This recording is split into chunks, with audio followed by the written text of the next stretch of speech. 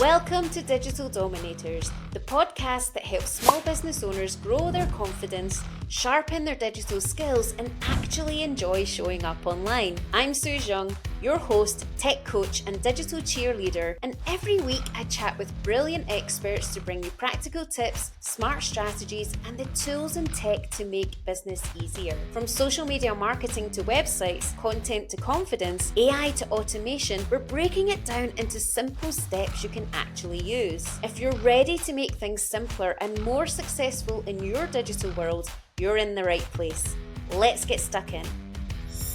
Hello, and welcome to another Digital Dominators podcast. I am excited to introduce Kath Mora today. And Kath is a seasonal technology advisor with over 18 years of experience working across startups, S&P 500 companies, and global teams. Originally from Costa Rica, she's navigated international markets and industries, including food, communications, health, and recruitment. As the founder of Amanzi.io, Kath bridges the gap between business and technology, helping founders, startups, and SMBs navigate complex tech landscapes. Her mission is to amplify the work of people creating a positive impact in the world by providing tailored tech solutions, fractional CTO services, and user-focused design. Kath believes that technology should serve business, not the other way around, and she empowers companies to scale the right way by building strong foundations that support long-term growth. Through her expertise in performance scaling, data strategy, AI, automation, and cloud solutions, Kath helps businesses future-proof their technology and avoid common pitfalls like premature scaling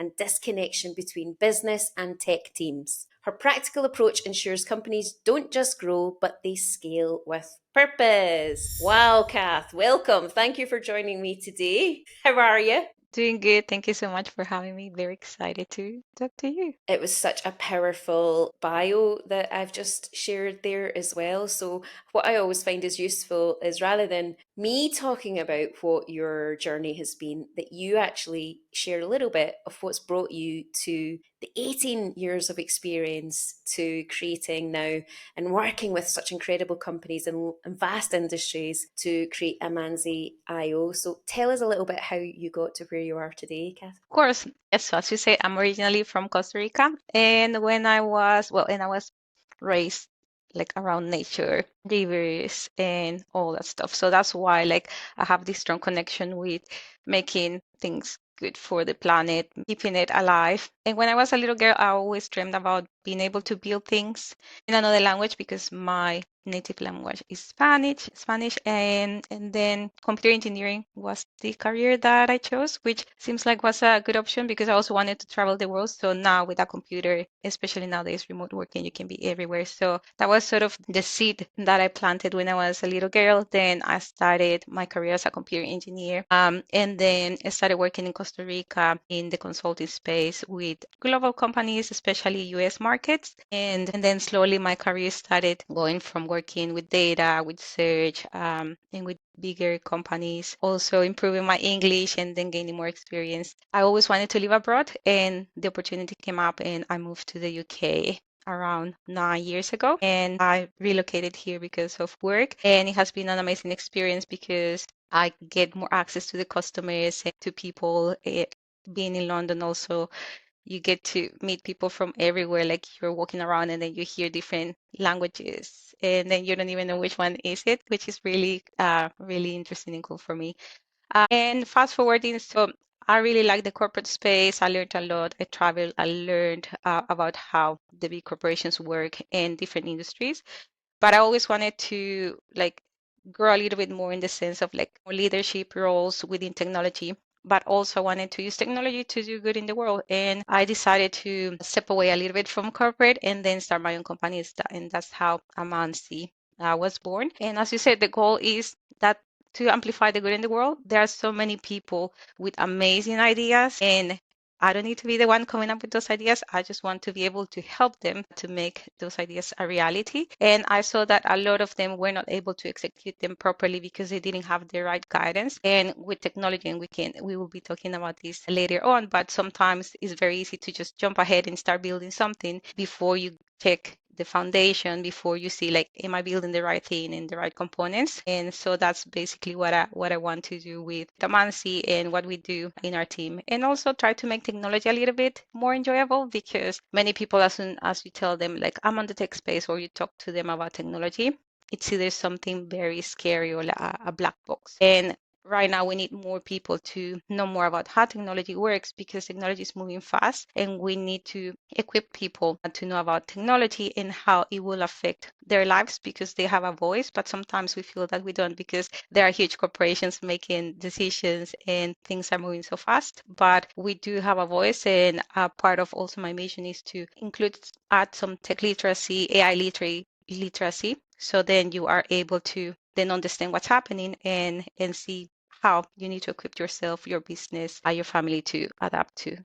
There's really no escape from the evolution of technology. It is the world that we live in and will be even more so in the future. So I love that not only are you helping kind of all stages of businesses, it sounds like, as well, implement helpful and useful technology strategies, but also future proof that as well, as you mentioned there too. But let's go into a little bit of those kind of fundamentals and those foundations that you talked about there. What do you believe are the foundations or fundamentals that kind of any business should have when it comes to technology or implementing a new technology strategy? Yes. So something that I usually say is that technology should work for you and not the other way around. And one of the fundamentals for you to use technology is not to think that by plugging software, by plugging something, bringing something, it will magically solve all your problems. But it's understand, for example, you as a business owner, understand what are your processes, what is it that you want to accomplish, and then see how technology can help you make that a reality, right? A lot of people go the other way around. It's like, that's why, for example, many people in the tech space, developers, like we can build so many things, but we don't understand what are the day-to-day problems that people are having in the HR space. So like some things that for us could be like very easy to do are some things that other people don't really know about if you're not a technical person. So one of the foundations is first understand like what's the problem that you're trying to solve. And it sounds like very obvious, but sometimes like we just jump ahead, like especially now with AI, right? Like I'm gonna use this tool and this is gonna fix my problem. So first, make sure that you are solving the right problem and that you understand it. I've worked, for example, like this happens with big and small companies. And with big companies, then you have multiple departments, you have people making decisions in different ways. And in a way, you have like silos of data, silos of systems. So it's very important to understand what are the processes and then talk to the people that will be using the technology, because sometimes decisions come from the top. And from the top, even if you're in the same company, sometimes they really don't know what their own employees are doing. And sometimes, for example, when I used to work on the corporate space, we will go and implement the solutions. But some of the employees, for example, were already frustrated because no one asked them, or because a couple of years ago, they added a new system and no one asked them, and then now they need to go and learn a new tool, or now this new tool is adding new steps to the processes and overcomplicating things. So it's very important also to have that communication, because the people on the ground, they know exactly what's happening. And the other one is, now that have you identified the problem, is understand like what is it that you want to be, right? Like you need to understand the short-term vision, but you also need to understand the longer-term vision, because that will help you choose the right technology tools, because there are so many tools to do everything right now, but is it the right tool for you? Is it the right tool for you now? Is it the right tool for you later? You also need to understand if you need something quick, right? So then there's always this like quick and dirty approach, because sometimes you just need something fast and see if it will work. But other times, like you already did the research, you already tried other things, and then now you have clarity, like this is what I want to do now, and then this is the vision for the product in the next couple of years. So if you know, then it's really good and important to set the right foundation. So then later on, I always think about like Lego pieces, or like if you're building a house, right? Like if I am married and just live with one person, then I don't need a mansion. So maybe I can start like with a smaller house and then like 1, 2 rooms. But if I later on, let's say I want to have like a big family, or maybe I'll be renting some of the rooms, then from the beginning I can set the foundation so that later on I can have more rooms and make the house a little bit bigger. The same with the Lego pieces, right? You set the right foundation and later or you can keep adding more elements there. So by knowing all those things, then later on when you want to add something new, then it's not like, oh, now we need to throw this away and start from zero. but how can now we just keep adding the little pieces there. And the last one, I'll say that you can run little experiments, and it can be something that like an hour, or it can be something like weeks or days. But with running little experiments, then sometimes you need to go and show this value to the person that is going to pay. It could be like your investors, your customers, or like within the company, like your CFO, like what will be the return on investment. And sometimes by having a little experiment, it will be easier for you to talk to them and say like, look, this is a great idea, and it's going to bring great value for the company or for whoever it's going to use. There is so much there that I want to break down a little bit more, because it was such great knowledge for sharing there, Kath. And it's great because I love that the foundation being the most important part. And this is what I share as well with small businesses and with the large companies as well that we work with, is that the technology constantly is evolving, and you can never almost keep on top of it, but really understanding who your customer is, whether that be your in-house customers, that be your staff that are utilizing the technology to help improve their work, their way that they're working, to then the businesses that are using the technology to better support their customers. It's really putting the user at the heart of that and what that user journey is and that user experience. And you mentioned there around in corporates, which I know that people listening will understand this as well, that a new tech solution has been brought into the company by the decision makers that aren't on the ground using the technology, and the cost implementations that has on the company as well as the staff. And it isn't really a tool that they might end up using in some sort of way, and it might need to change as soon as it's implemented and rolled out, as well as a huge cost to large corporates. So there's something there about mitigating that by having the strong foundations as part of it. I'm ending up just taking over what you were saying there as well. I want you to share a little bit more about what that is too. So let's go into what it's like as a team member who is maybe working for a large company and that is maybe part of that decision making team, who is gets to make the decisions around what technology should be involved. Are there any tips that you can share with people? They're looking at implementing new technology.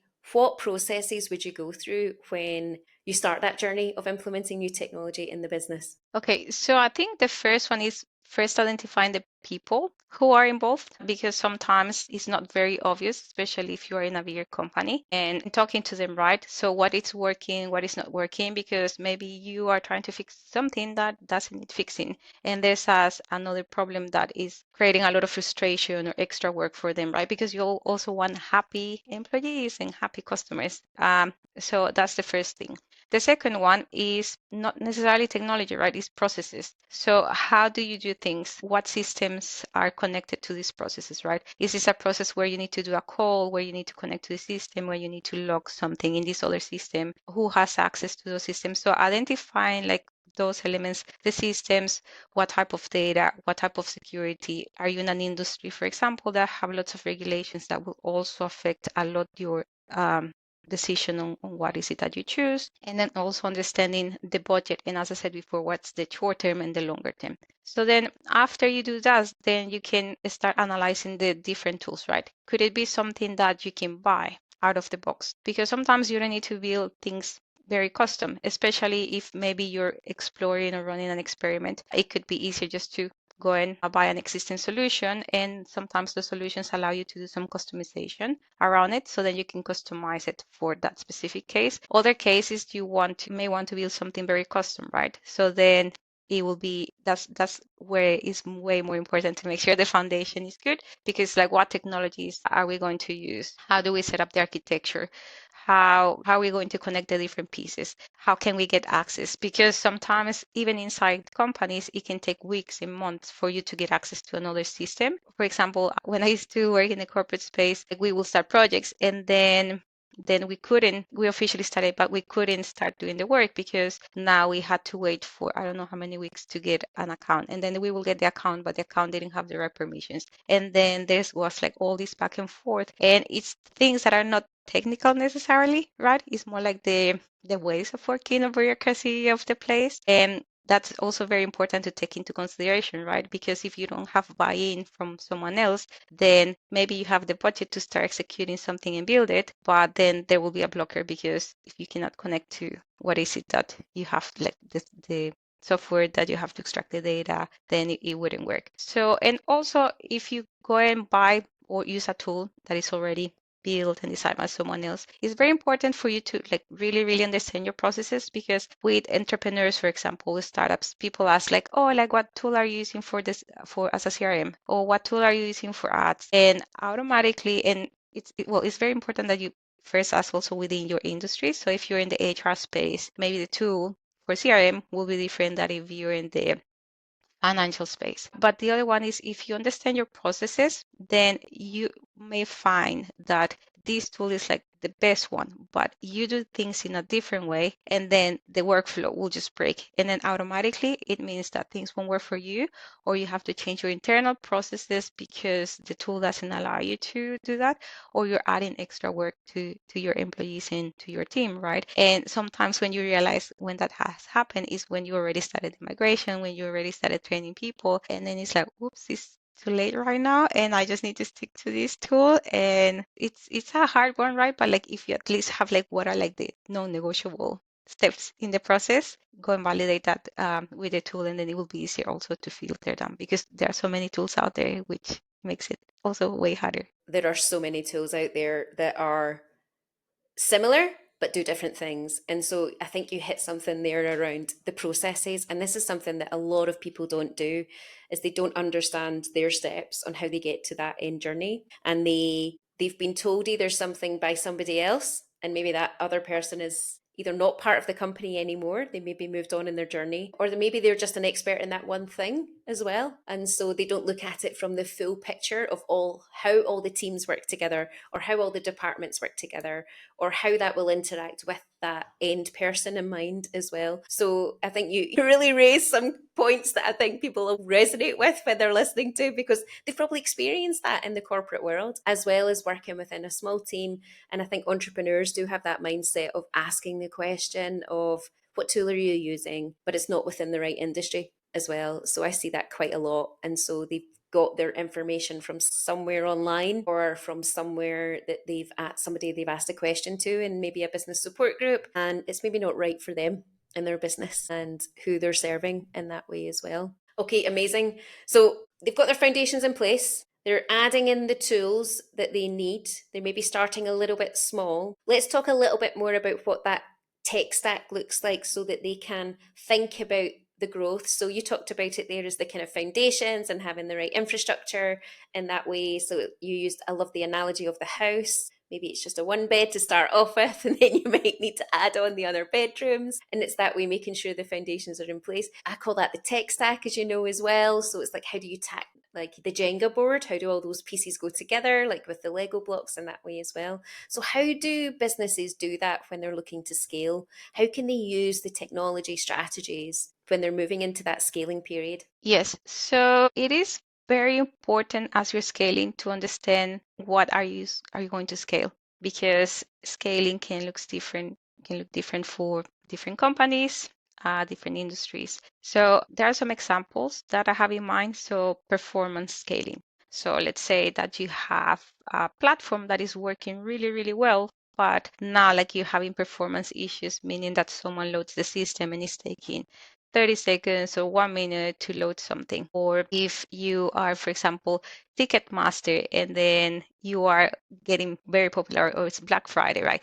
There are certain times of the year that people are going to go and boom, go to your website, and then your website cannot be down, or for Black Friday cannot be down during the Christmas period. So that's an example of you need to scale your systems, because overall maybe the features and everything that you have there is perfect, but then you will be having more people, you have more data, and that can slow down the system, that can make the system crash. So that's something that you need to take into consideration. Like, what is it? Is it because this performance issue, more users and more transactions? The other one can be a data scaling, and is growing data efficiently. So if you have a platform, let's say similar to Facebook or Instagram, or something where you are allowing people to upload photos, files, documents, then, or like even within your corporate space, right? Like, how much information are you generating? Then there can be a point where you don't have enough space to store the data, or you have different data sources, and depending on the data source, you might need to store them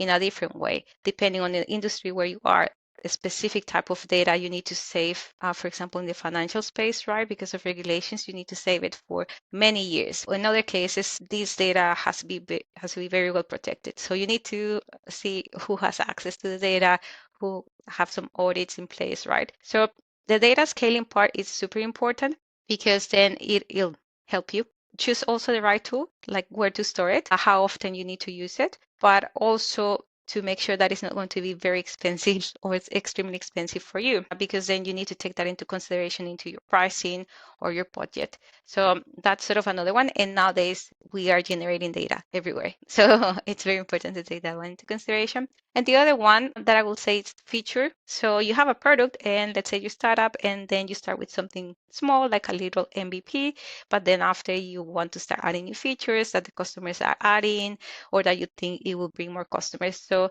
that's the part where it's like, okay, now that I have the good foundation, let's start putting the Lego pieces or let's start adding the rooms to the house. So as you think about the features, understanding what features you need to add and not just crazily go and add everything because you think it will be cool, but you can use metrics and data, user research to see what will bring the highest return on investment. If I implement this, then it means that then now customers have a feature that they have been asking for a long time. Or if I add this, then it means that I get access to another segment of the market. So that's very important for you to keep in mind as you're scaling.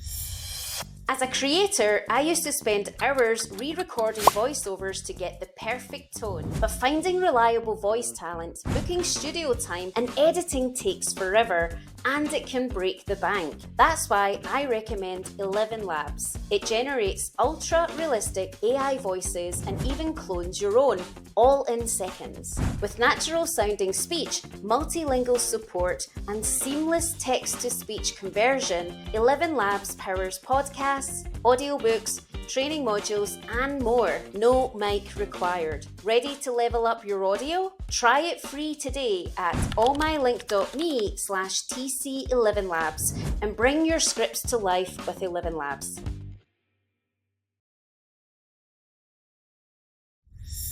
Data there, I think, is such a huge thing that people don't consider in the world of AI. So let's talk a little bit more about AI and data and how they're kind of interconnected.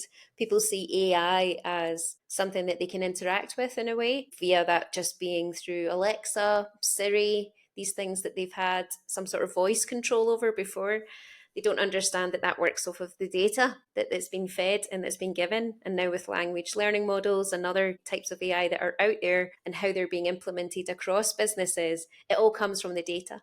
So let's talk about kind of the data aspect of that and how do you work with data when it comes to technology? Yes, exactly. Basically, data is the foundation of AI, but now we're just being so like AI is magic, this magic thing that will do everything for you. But if you're a business trying to implement some sort of AI in your processes or to offer it to your customers or build an AI first product, then what you're going to see is that the data is the fundamental piece. And so it's important to, as we discussed before, understand your data. So what is it that you have? Because data is an asset. So what are your data assets? Where are you storing your data? Where are the different places? What's the type of data? How often the data changes? And then even with the AI, can I feed this data to AI? Or again, maybe because of regulatory elements or data privacy, you cannot put this data here. So that's also very important for you to keep in mind. Also, the other part is to understand that just because you have data doesn't mean that you can just dump it on an AI system. It's also understanding what's the processing of that data. So it can be that, because I say garbage in, garbage out. So it could be that you have important data, but you need to tweak it a little bit more, give more context to the AI system. So this data is about this and this and that, and you should use it on this and these places. Or maybe if you're dealing, for example, with spreadsheets or these CSV files and things like that, then maybe there's a process where you need to normalize the data. Let's say that dates are coming in different formats. In the US, they put the month first, and here we put the month in a different place. So those sort of things can later cause like a lot of trouble if you don't identify them properly. What do you do when the data is missing? The objects, like we say, like objects in data are missing certain elements. So does it mean that we need to drop the data, or does it mean that we can put some random elements or really well thought elements there. When do we know that the data maybe is corrupted? And then if we add this to the system, it will just start causing problems or hallucinations. Also, depending on the system that you're building, it's like data bias, right? Where is the data coming? Who collected the data? How often this data need to be added? Because if you feed that to an AI system, then the AI system is going to answer around this. So that's also why within AI and data, you have to have guardrails to not let the AI go too crazy. But it's our responsibility, it's your responsibility as the person building it. And it's really hard, right? Because sometimes you just want to, again, run experiments and put things in there and you see like amazing things. But as you start digging deeper, then you will start seeing like all these um, all these potential problems that you can have if you don't have the right data, if you don't understand it, if you don't process it properly, and also if you're even allowed to use it. There's so much there as part of that I would love to go into a little bit more. I think the first thing I'd like to talk about is that challenge that businesses have, whether they are very small all the way up to large corporations, is how we use data and how we create data. So an example is maybe one department in a team in a department uses one type of language when they're discussing a process or a system, and the other department, so let's say that's between even the finance department where there's payroll and then there's the expense department, and they use different language for the same thing, that it's all based within the department. So let's say, for example, JP Morgan was implementing an AI to be able to make their processes of financing and how that works within the HR department as well, right? Because how people work then feeds into how they're the HR department and things like that as well. So it's importance of using the right language and really making sure that the data is correct. Have you got any tips that you can share with people around ways to make your data right so that you don't need to do the changes to it later on? If you understand what I mean, is there any fundamentals that you can put in place when you're creating data that will help resolve some of those issues in the fast world of AI? Perfect. Yes. And you touch on a really important point, which is context. Each data will have its own context. Maybe I have some documents that are not relevant for me because I don't understand the finance space. But for someone on the finance space, it's like, okay, this is gold, right? So it's very important to know what data is important for who, and also have that context. So as I mentioned before, right, like if you have certain documents, so these set of documents or files in the folder, this folder database or system are used for this and this and that. These are like the caveats. So that's sort of like annotation, giving context to the system so it knows around what elements to reply or like how this data should be used. And the other point that you touched that is extremely important as well is that when you think about data is sometimes you get data that was already generated. And other times you have the power to define how this data is going to be generated. So when you inherit data that is already generated by a system or like historical data, then sometimes it's a little bit more problematic because then you need to go and analyze it a little bit more. Maybe the data is coming from different teams and they didn't talk to each other. So they're bringing data in a format. So an example, I worked for this food company a while ago, and they have different departments. So they had the research team, they had the sales team, and they had the marketing team. So there were data about the business in many different places, but it was just disconnected. So it was disconnected and it was also being stored in different systems. So our job was to first understand this data and then how to merge it into like a single thing. So the salespeople knows what the research and development team are doing. But at the same time, the research and development team could also see like what the potential customers were interested in. Also information about where the food was being produced because it was a global company. So a factory in Thailand will work differently than a factory in the UK or in Germany. So it was very important for us. Like this was data that was already created in systems that were already in place, that it was really hard to go and change them. How do we grab this data from different places, understand this data, and speak to the data owners? So it's very important for you to identify who are the owners and how they're using this data. As you were saying, like what's the language that they're speaking, and then put it together and see like overall like, how can it make sense? Because if you bring me as a tech person to go and see this data, I will just see like numbers and I don't really understand the value. So it's very important to keep in consideration that point. But the other one is if you're creating data, then it's amazing because then if you know the longer term vision of what you want to do with your AI or with your systems dashboards, then when you're building the system, then you can say like maybe we spend a little bit more time here, but we are going to start generating more data points that we can use later to teach an AI system, or that we wouldn't have to do like a lot of processing, because a lot of money goes invested in that cleaning process. If you talk to data scientists and machine learning before they can even go and do their magic of tuning an AI system, a lot of their work is just understanding the data, cleaning the data, things are failing, why this column or this field is not coming. So I'll say that it's very important. Like if you have that power, then start tracking things that you think that potentially you could use. So if you're building a system, start logging in the analytics side, like how people are using, where they click in, and points that eventually doesn't mean that you have to implement it now, but later on, then it will make your life easier when you want to implement some sort of AI. And that's very, very useful for you to have in mind. Again, like if I'm creating from scratch, how can I use it in the future? If you don't have the budget right now, that's fine. That's perfect. It's important that the data is shared effectively as well across Hmm. departments. So, how do you find that data sharing is effective when people are working together? How do I find? Can you So repeat? are Sorry. there ways, sorry, are there Oh, okay. ways that to make effective data sharing across departments, especially when it comes to things like compliance or legal and even from like a small business stage? So I assume that you probably get people that come to you that are small businesses. You can correct me on this as well, but the solutions that you provide from them, you're going to work with the data that they've got. And so maybe how is that data being shared effectively, either from the customer to them or across departments?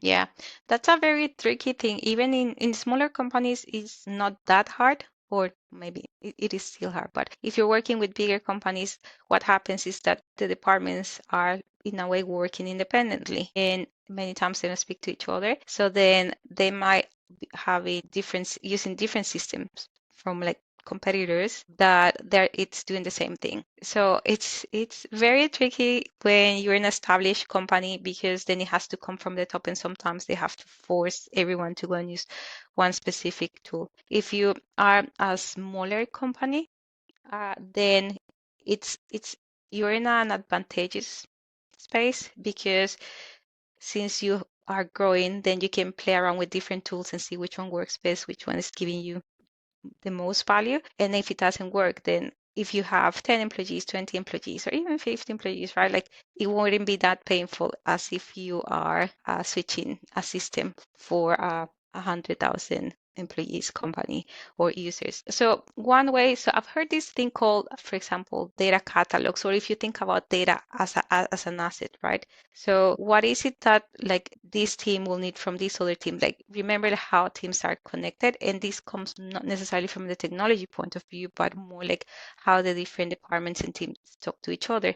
And if there's communication about, for example, finance team is trying to do this and this and that, if the tech team is involved in a way, or at least they know like what their processes are, what their goal, then they could suggest like you could do this with this tool. So it's like bringing people together, especially the leads, but also remembering the people on the ground, because they're the ones actually using the tools. But it's a tricky thing, because it needs to come from the top, where you are enabling people to communicate and to talk to each other. What is it that I'm producing, and then how this can be useful to the other departments and the other teams. There's a lot of kind of what I call essential skills that people need to kind of almost upskill themselves on to be able to work with technology and work in this technological age there. And you've addressed a few of them throughout our whole conversation today. And it's around making sure you're having the right conversation and asking the right questions, being agile in your thinking and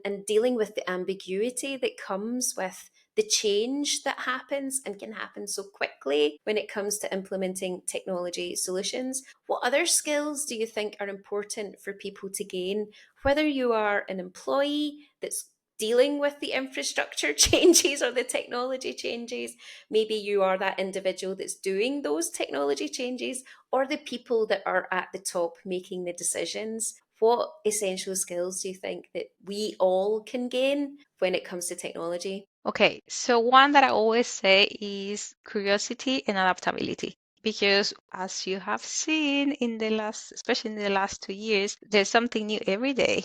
And it's like new technology and new AI and new this and new that, and it's overwhelming. So it wouldn't be viable for you to go and take time to learn like specifically how every tool works because you wouldn't have time, and by the time you learn it, it might be obsolete. So you just need to be adaptable and then be curious. So what is it out there? And instead of just shutting down and say like, oh, no, there are so many things. I don't speak tech. It's important for you to be able to just be in the loop, what's happening, and then be open to learn. You don't need to know exactly how things work. You can just go and click, click, click, click, and then you see how you can find how things work. And instead of trying to memorize things, trying and it's very funny because I know a lot about technology, but my parents are not so tech savvy, but they're scared with. And whenever I have tried to teach them how to use the computers, my mom tries to memorize things, and I'm like, no, no, no, don't memorize things. Just go and touch and click and go and do many things. So that's one. The other one that I'll say is run experiments. If there's something that caught your attention or you think it will be good for your business or for your life or like a hobby, right? So then think of a use case and then see how can you apply something within the technology space. And again, doesn't have to be that you have to spend like thousands and hundreds of dollars or pounds, but just run like a small experiment either for you to go and bring it to your boss and say like, hey, like this new tool sounds really exciting. I gave it a try, and then this could help us with this and this and that, and then you can get buy-in.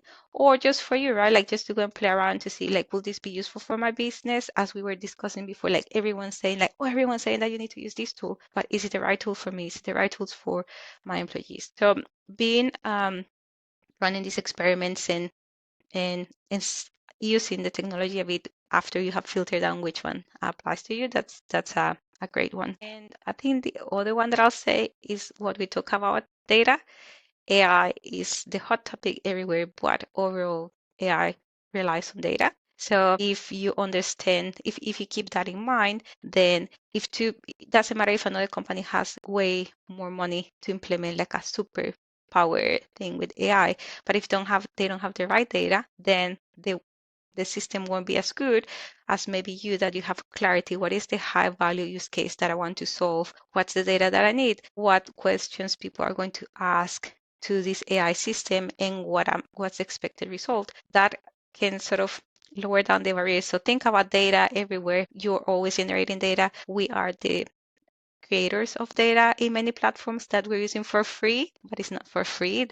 Are they like social media tools, LinkedIn? They're understanding how we react. We're understanding what's our day-to-day life. So it's very important to keep that in mind, that we are the ones creating data, and then also be careful like who you're giving your data to, because sometimes it's like, yes, like I know they're using my data, but I'm also getting value. For example, LinkedIn, working on my brand, but getting new customers, working on my network. But there are other places that they might trick you and get your data, and then we're just very excited to go and run an experiment and be curious, but might not be the right thing for us. I 100% am focused on the security aspect around data and AI as well, and how important it is to make sure that we are cyber aware when we're implementing with data, and because they can use it in any way as well to target us. I'll give you an example story. I started getting some emails through from somebody that had been connected with on LinkedIn for a while. And so I started getting some emails, and I was going to not my email address that is connected with LinkedIn, or my business email address and a personal email address.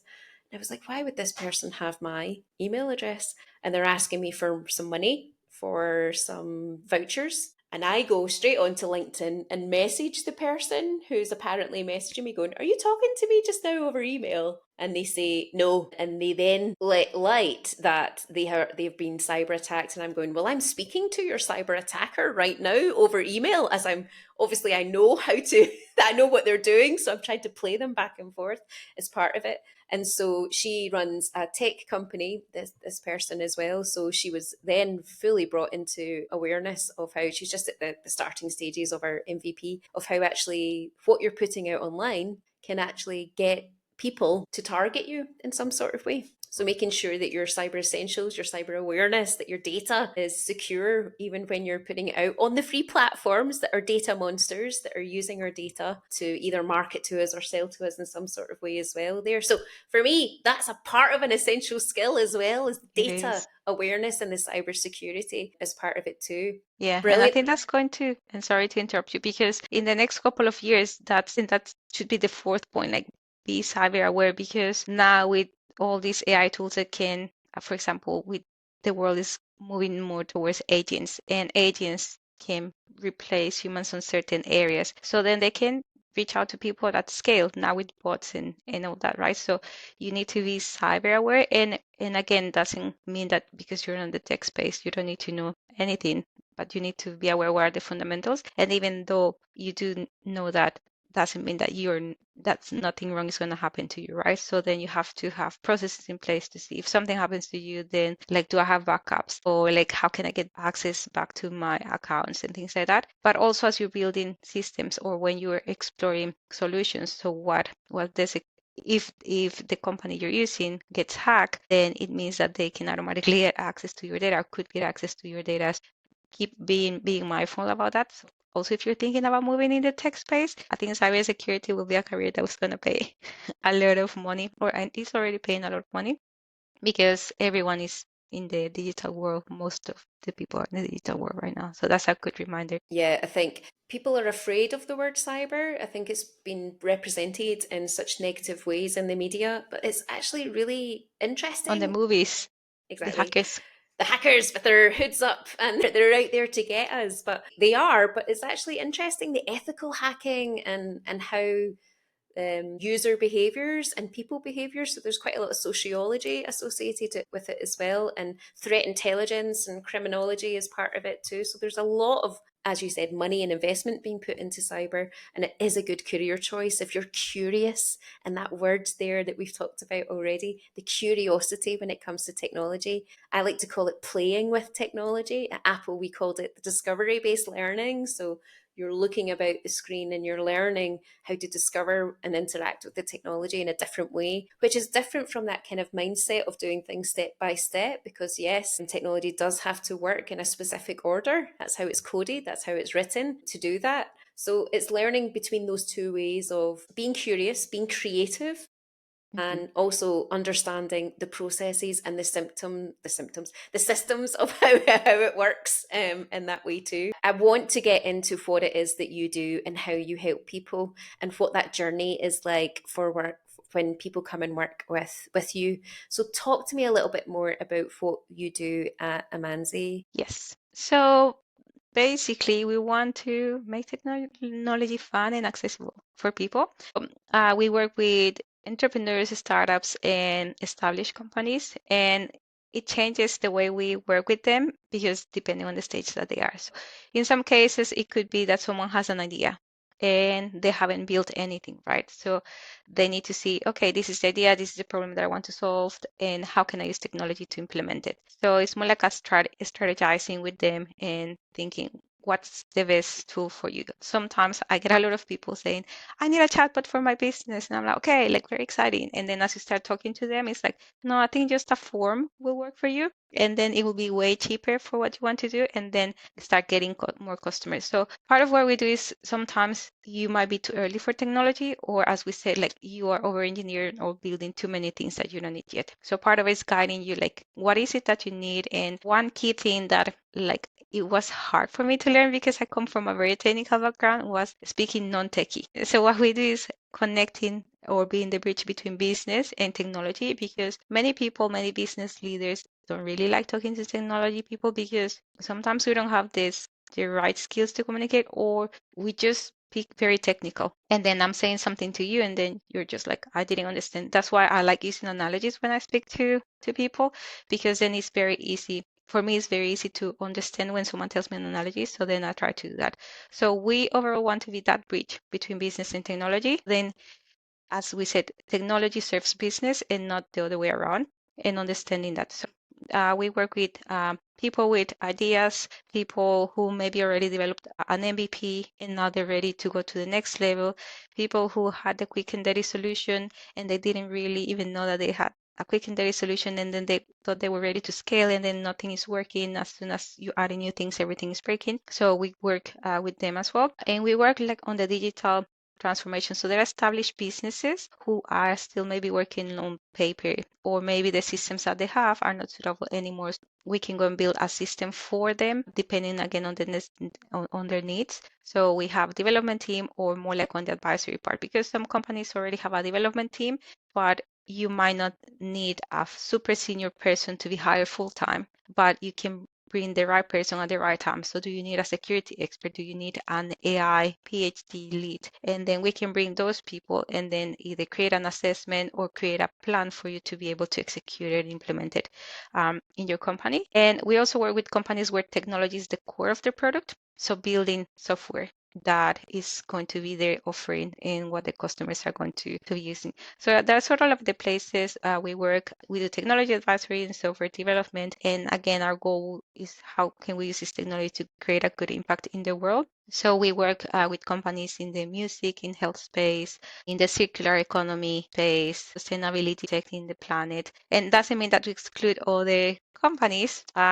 But we also work a lot with many women, which is very exciting because I come from the tech background, which meant that I was the only woman in the room for many years. And it's very exciting also working with more ladies and also seeing their drive and how big their ideas are, that sometimes it's like very hard for me to say like, okay, no, like this is a great idea. Let's just zoom in a little bit more. And it's like, zoom in, zoom in. And then it's like, yes, keep that big idea in mind, but part of our job is like, how can we, like, what is it exactly that we need to build?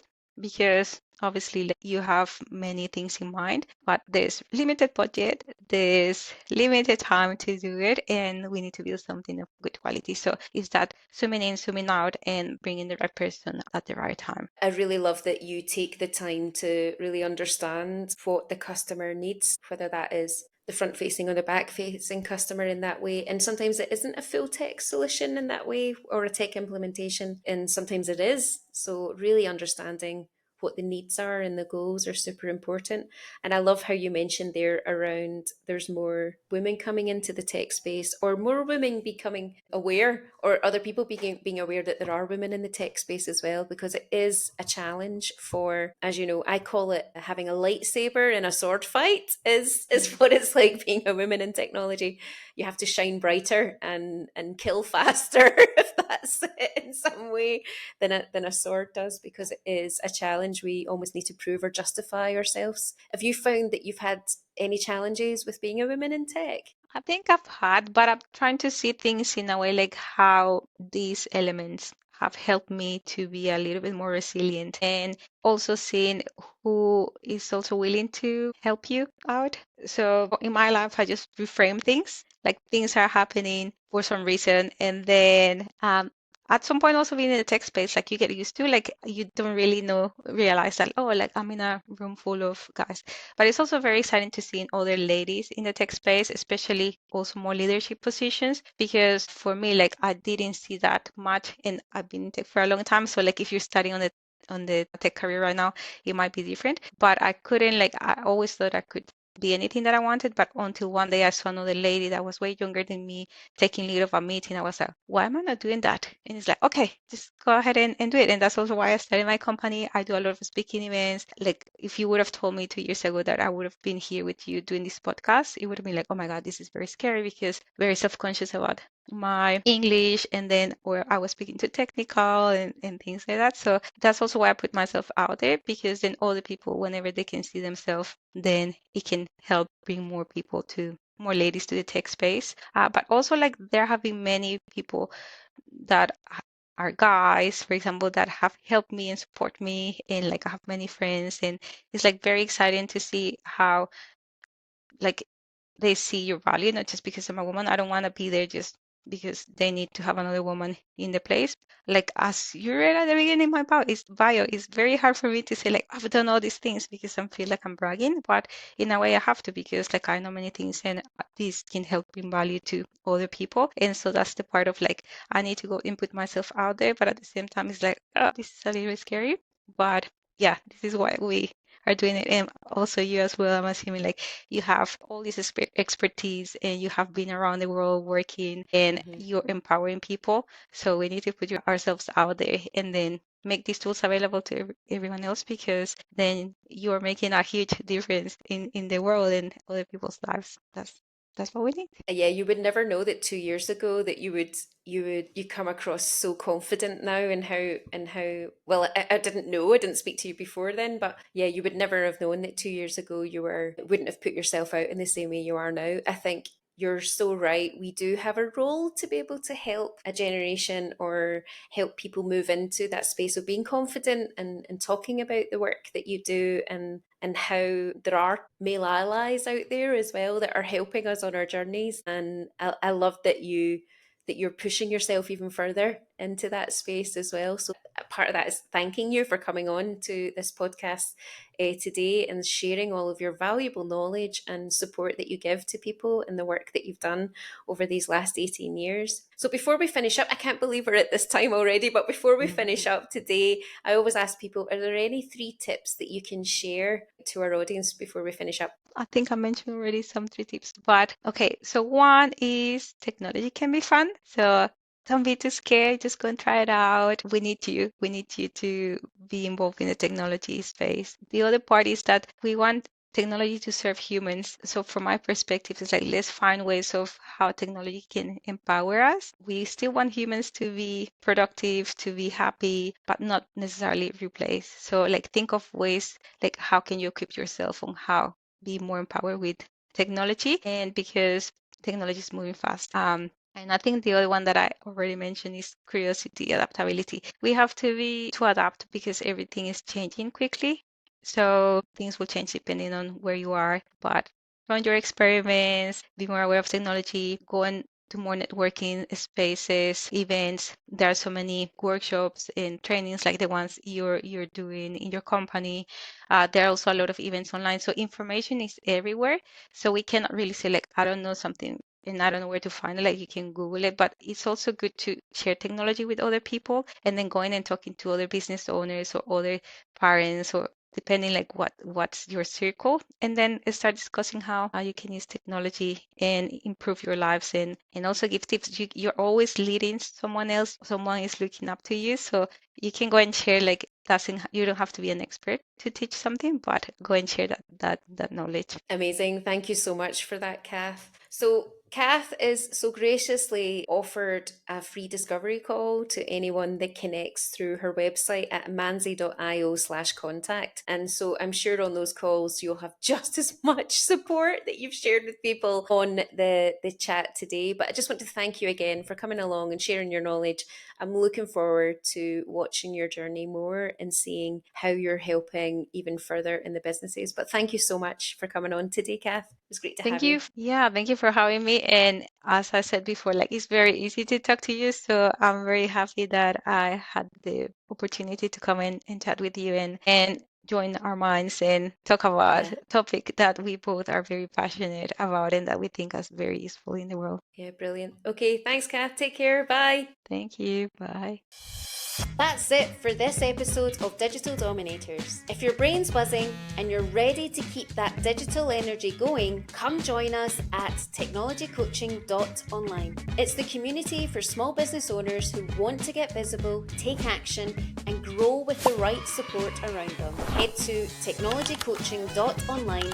I'd love to see you there. And until next time, keep showing up, tackling your tech, and dominating your digital world.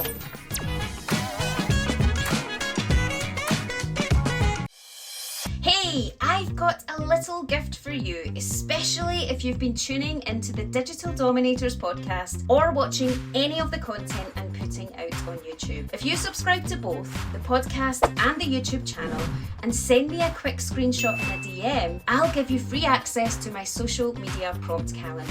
This is the full toolkit I normally charge for, and it's packed with post ideas, Canva templates, and tips to help you actually show up online without faffing around and wondering what to post. You don't need to fill in a form or jump through any hoops. Just subscribe to the podcast, subscribe to the YouTube channel, screenshot both, and then DM me at Technology Coaching. Once I see your message, I'll send you a coupon code that you can grab the whole thing for free. It's a genuine thank you for supporting what I'm building, and if it helps you get visible online, then I'm all for it. Go subscribe, send screenshots at Technology Coaching.